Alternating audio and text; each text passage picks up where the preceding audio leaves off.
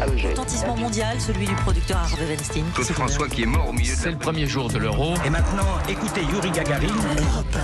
Le jour où, avec le service des archives d'Europe 1, aujourd'hui nous partons dans l'espace. Bonjour Laure d'Autriche. Bonjour Pierre, bonjour à tous. Il y a 30 ans, le 13 mai 1992, 3 astronautes sortaient pour la première fois en même temps dans l'espace pour tenter d'attraper un satellite à la dérive. Oui, l'un des astronautes tente d'agripper le satellite via un bras articulé, un satellite de télécommunication, pour le ramener dans la soute de la navette. La manœuvre a été répétée des centaines de fois à terre dans une piscine, mais là-haut, l'opération se révèle beaucoup plus délicate que prévu. Le mécanicien de l'espace a en fait cogné l'arrière du satellite un peu trop fort, lui donnant une oscillation imprévue.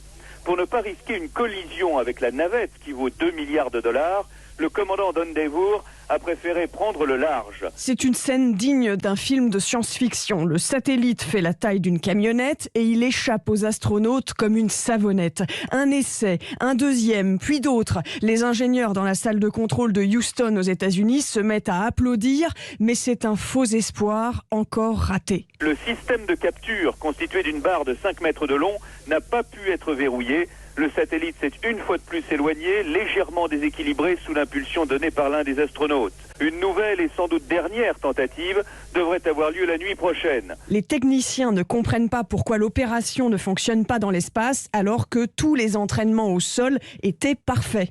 Au départ, Laure, ce qu'il faut savoir, c'est que le satellite est à la dérive dans l'espace parce qu'il a été mis sur une mauvaise orbite. Oui, il a été mal lancé 2 ans plus tôt par une fusée défaillante. L'opération de sauvetage coûte à la société propriétaire de ce satellite, Intelsat, 150 millions de dollars. Les ingénieurs réfléchissent pendant 2 jours et la solution, la voilà. Les 3 astronautes américains engoncés dans leur scaphandre réussissent à attraper le satellite à bout de bras, récit sur Europe 1 du journaliste Albert Ducrot. Intelsat est à quelques centimètres seulement au-dessus de leur tête. C'est vous dire la précision du pilotage. Les 3 hommes doivent au même moment saisir le satellite. Hop!